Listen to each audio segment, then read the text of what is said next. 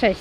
Dzisiaj jesteśmy daleko poza Śląskiem, ale na terenach, które kiedyś, no można powiedzieć, na terenach poniemieckich. I w tej miejscowości, gdzie się znajdujemy, czyli w Policach, znajdowała się jedna z 12 fabryk IG Farben, które wytwarzały benzynę syntetyczną na potrzeby III Rzeszy. Od września 1939 roku cały ten teren Szczecin, Police wchodził w skład tak zwanego Wielkiego Miasta Szczecin i znajdował się pod jurysdykcją nazistowskich Niemiec. Na razie jesteśmy w lesie, przyjechaliśmy tutaj z Pawłem, żeby zobaczyć ruiny jednej z większych fabryk, która ponoć aż 15% zapotrzebowania pokrywała. Wytwarzano tutaj syntetyczną benzynę metodą opracowaną w latach 20. XX wieku. No i tutaj też istniał szereg obozów pracy.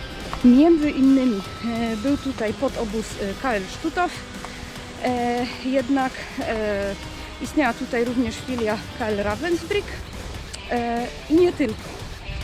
No i co najważniejsze, mogę śmiało powiedzieć, gdzie jestem, bo utworzono tutaj ścieżkę edukacyjną, której na razie nie widać. Natomiast tutaj jest towarzystwo, które się tym miejscem faktycznie opiekuje, co jest świetną wiadomością. No i może koniec tego monologu w lesie. Powinniśmy za niedługo być na terenie fabryki, która oryginalnie miała około 200 hektarów, więc był to teren ogromny. No i oczywiście jako jeden z punktów strategicznych, nie koniec monologu, był wielokrotnie bombardowany przez aliantów. Jezu, dobra, powiem Wam więcej w trakcie, bo w sumie chciałam zrobić taki mały recap, a później więcej dograć na lektorce, ale powoli, bo się Tak więc w lesie już mamy dość sporo takich obiektów militarnych. Zresztą no, poza lasem, bo tam za nami są działające firmy też. Tutaj taki mały schron. No i chyba nie ma sensu wchodzić do środka, ale GoPro chwyta te krzaki zamiast schronu, więc sobie podejdę. Paweł, mam nadzieję, się zorientuje, że jestem tutaj. No tutaj Niemcy budowali dosyć w pośpiechu te różne fortyfikacje. Dlaczego? Ponieważ intensyfikowały się właśnie naloty. Aha, w ogóle nietoperze mogą spać i ogólnie była tabliczka, że mam stąd spadać. Więc Niemcy dosyć pośpiesznie budowali te różne fortyfikacje obronne w związku z intensyfikacją nalotów w ramach tak zwanej operacji Synteza. Też polskie wojska tutaj brały czynny udział w bombardowaniach tych obiektów. No dobra, więc teraz mamy przed sobą ruiny młyna węglowego. Pogoda nam dopisuje. I mamy też tablicę informacyjną, więc nie muszę za dużo dywagować. Próbujemy sobie zobaczyć. Nie wiem, gdzie mogę wejść, a gdzie nie. O, ważka.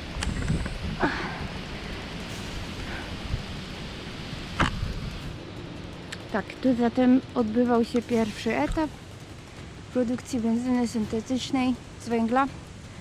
Dostarczony węgiel trzeba było za pomocą specjalnych takich młynów bijakowych między innymi ubić po prostu na proch. Zasada numer 1: nie stawaj pod takimi dziurami. Za bardzo chyba tam do góry się nie da wejść, nad czym ubolewam. Zobaczcie, jak tu jest w ogóle jeszcze brudniutko. Jeszcze chodzi mi oczywiście o te ślady węgla. No i trzeba patrzeć pod nogi, zdecydowanie. Czy tutaj coś do podziemi? Patrzcie, tu jest jeszcze węgiel. Tu jest jeszcze węgiel. Powiem Wam szczerze, że sama ta historia obozowa jest tutaj bardzo ciekawa, bo na przykład ten podobóz ze Stutofu utworzono w czerwcu 1944 po ewakuacji tego macierzystego obozu. I tak jak mówiłam, fabryka była intensywnie bombardowana przez aliantów. tak naprawdę aż do momentu jej całkowitego zniszczenia na początku 1945 roku. Ale wiecie co, chciałam bardziej poopowiadać, tylko że raczej chyba opowiadanie lektorskie zostawię, bo tak strasznie wieje i szkoda, żeby was frustrować. Ok, przed nami ruiny drugiego z młynów. Sama nie wiem, który jest bardziej imponujący. Tamtego teraz nie widać. Ten zdaje się wyższy. Ojej. Kurczę, muszę wam coś później opowiedzieć, ale to jak już sobie usiądę. Chyba są ruiny tych taśmociągów. Ja chcę dotrzeć tam. Tylko zobaczymy, na ile to wykonalne przy letniej florze. Na razie jest dobrze. Na razie jest bardzo dobrze. No, stwierdziłam, że przejdę wnętrzem i kierujemy się tam. Na filmiku to aż pokażę oprócz zdjęcia, jak to ładnie do góry wygląda. Dobra, to idę tam zobaczyć. To jest właśnie ten drugi młyn węglowy, gdzie cała ta struktura, cała. Wygląda tu absolutnie świetnie. Potężnie i lekko przerażająco.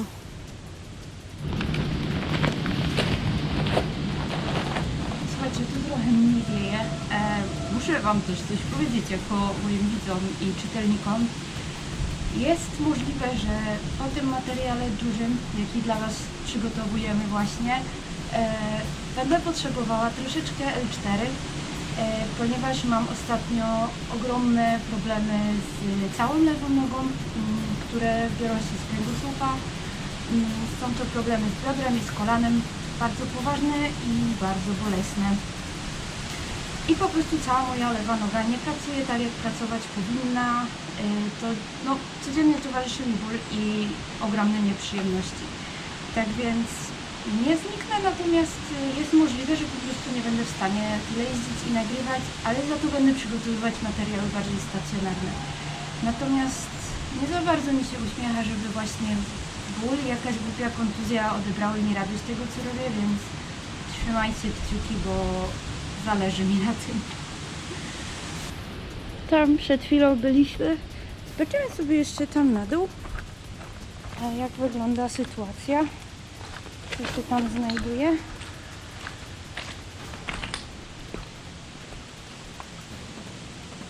Aż ciężko uwierzyć, że tak sobie swobodnie chodzimy w miejscu, w którym tak naprawdę kilkadziesiąt lat temu raptem padały bomby.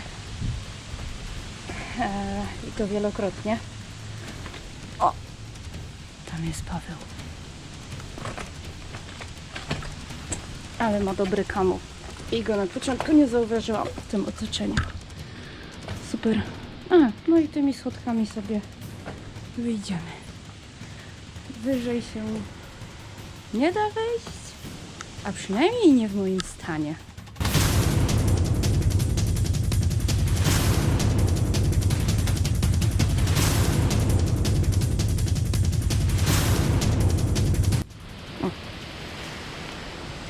I to by była stacja kolejowa, ale nie ma. Nie. Ona. Po drugiej stronie chyba powinna być. Tu już nie ma tablicy. Albo była, tylko ktoś ją na przykład zniszczył. Jakie ładne. O, szkoda po tym deptać.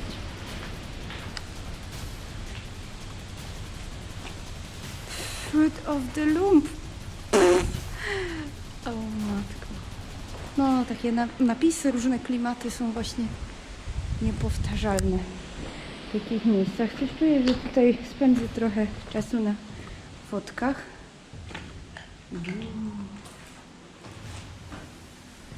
Dosyć współczesne kafle.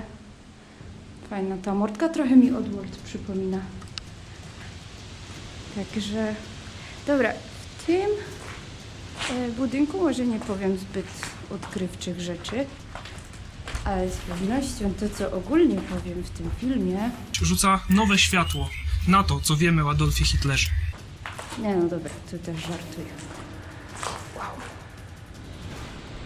Kolejne złote myśli.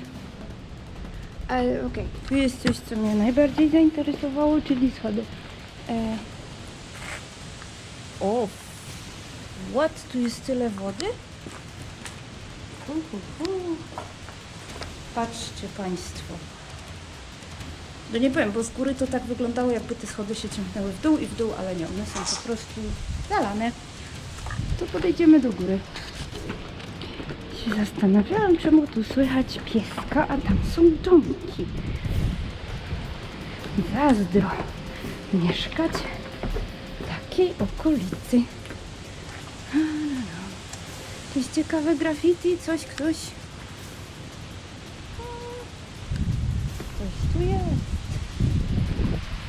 Coś tu nawet jest.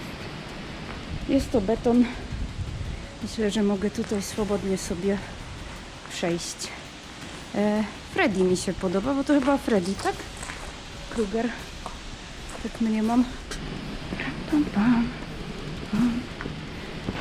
O! Tu już nie idę. O co się można stresować?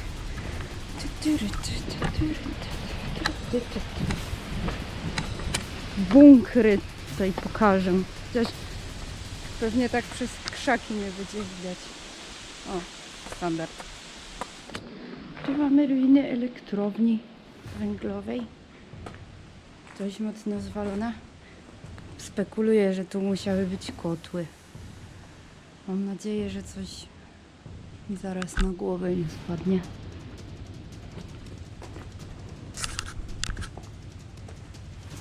Jak się zastanawiamy dalej, co to był ten poprzedni budynek? Nie ma go na mapce, ale raczej musiał należeć do tych zakładów. Nie będę tu chodzić, ale świetny widok się stąd rozpościera. No. Nie ma tu zbyt wiele, więc idziemy dalej, bo szkoda baterii. Okej. Przez gęsty las, mniej lub bardziej, doszliśmy do ruin silosów węglowych. I zobaczę, czy tam się jeszcze da do środka dostać. A jak nie, to przynajmniej mamy ładne graffiti. Gina mamy z lampy. Proszę. Krzaczek trochę zawadza. O. No, pierwszy nie, ale drugi ma coś więcej niż wejście. Ma zionącą dziurę wybitą. Natomiast no jest to betonowy silos. Taki najciekawszy silos, w jakim byłam. Nie wiem, czy to w ogóle można nazwać silosem, ale to w nieistniejącej już petrochemii ostrawskiej. Blaszany. Nie wiem, czy pamiętacie tamte akustyczne doznania. Można sobie tutaj kliknąć film, zobaczyć. Weszliśmy do ruin wieży wartowniczej i szłoby wejść wyżej, ale żadne schody nie przetrwały. Tak więc niestety totalnie nic nie zrobimy. Oprócz ujęcia z zewnątrz. O, tu bardzo charakterystyczny typ ogrodzenia. Znaczy wiadomo, zostały tylko przęsła. Natomiast to już wiadomo, że tu był teren wojskowy. No i tutaj zbliżamy się do dworca. Oczywiście nie ma śladu po torach. Natomiast zbliżamy się do rampy kolejowej. Tutaj wejdę po pochylni na pozostałości tego, co po tym dworcu zostało. Rampa rzeczywiście wysokościowo wszystko pasuje. Wow. No, powiem Wam, jak na taką stację typowo towarową jest to dość duże. No ale chyba tylko parter tutaj był. Nie ma też, znaczy nie ma przejścia nigdzie wyżej, ale nie ma też za bardzo, że tak powiem, widocznych śladów, żeby tu była wyższa kondygnacja. Z drugiej strony też była rampa. A tu może i jest, są jakieś ślady po torach. Zobaczmy sobie. No, nie ma, ale przynajmniej stojąc tutaj realnie, nie na filmie, no to widać jak te tory biegły. Paweł już tu nie szedł. W sumie trochę mu się nie dziwię. Także zbieram się do niego z powrotem.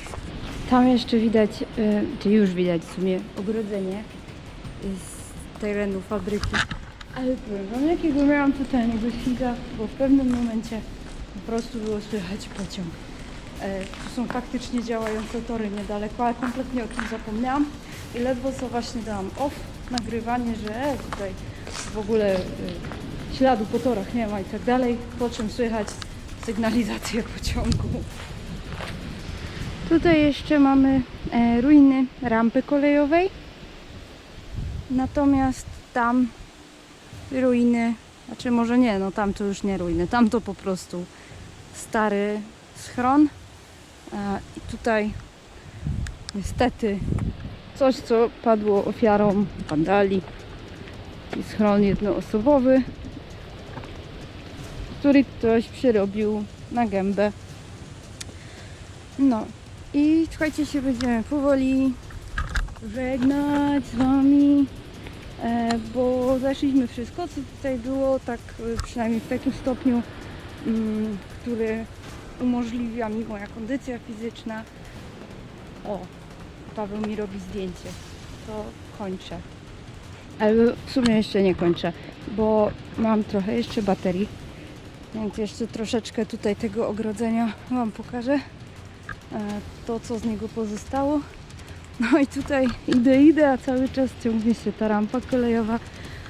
Tak jak mówiłam, zakłady miały około 200 hektarów, czyli były ogromne. I z 12 fabryk IG Farben benzyny syntetycznej pokrywały najprawdopodobniej około 15% całego zapotrzebowania. A jak wiemy, zapotrzebowanie na paliwo jest ogromne. Na przykład zachęcam do sprawdzenia samodzielnie, ile paliwa są w stanie wykorzystać różne czołgi na odcinku, dajmy na to 100 km. No. Dobra, kończy się rampa, ogrodzenie tam trochę trwa, a ja się w takim razie już z wami naprawdę żegnam. Także trzymajcie kciuki za moją rekonwalescencję i albo się widzimy w materiałach podróżniczych, albo może w bardziej literackich. To czas pokaże, zresztą pewnie film z Polic wjedzie na kanał gdzieś tak miesiąc od nakręcenia, więc wiele się jeszcze może zmienić. Także dzięki, trzymajcie się.